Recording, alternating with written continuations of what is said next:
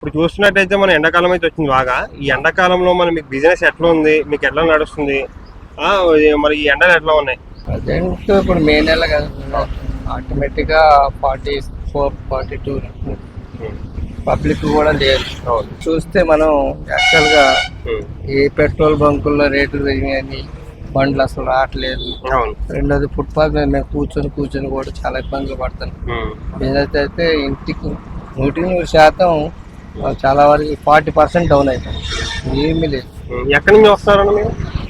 మేము రాడు వచ్చేసి బోడబండి నుంచి వచ్చి ఫుడ్ అంతా ఎట్లా మీకు? మేము ఇంటికాడే ఒక 40 తెచ్చుకుంటాం, ఉంటా కిరాయికి ఉంటాం.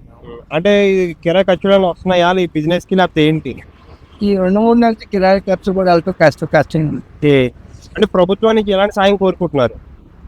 మేము ప్రభుత్వం నుంచి ఒకటే కోరుకున్నాం, వాళ్ళు సాధ్యమైనంత వరకు మమ్మల్ని అర్థం చేసుకొని ఏమన్నా మమ్మల్ని చికాకు పెట్టకుండా ఇక వాళ్ళు మా కష్ట సుఖాలని మీడియా ద్వారా ఏమన్నా అందిస్తే ఏమన్నా ముందుకు వెళ్ళగలం. ప్రజెంట్ అయితే ఇబ్బంది అయితే ఏం వస్తుంది, ఇబ్బంది నుంచి వస్తుంది.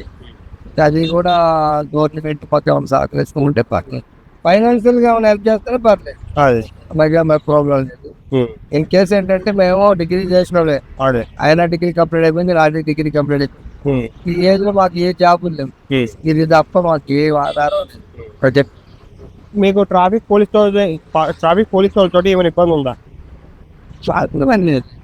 పాపం చాలా మంచి సపోర్ట్ చేస్తారా? సపోర్ట్ పాయింట్ కూడా పాపం జీవనాధారం కోసం ఈ ఫుట్పాత్ మీద ఈ ఖైరేజ్ అంటే పక్కన వాళ్ళు తీసుకుని కూడా పాపం వాళ్ళ ట్రాఫిక్ వాళ్ళని అనలేదు. ఫైనల్ గా మీరు ఎలాంటి సాయం కోరుకుంటారు గవర్నమెంట్ దగ్గర నుంచి? వర్కునేది ఎవరిని హెల్పింగ్ చేస్తే ఇలాంటి వాటి కాకుండా చిన్న టప్ప లాంటిది కానీ చిన్న షర్ట్ కానీ ఇంతే దీనికి సపోర్ట్గా.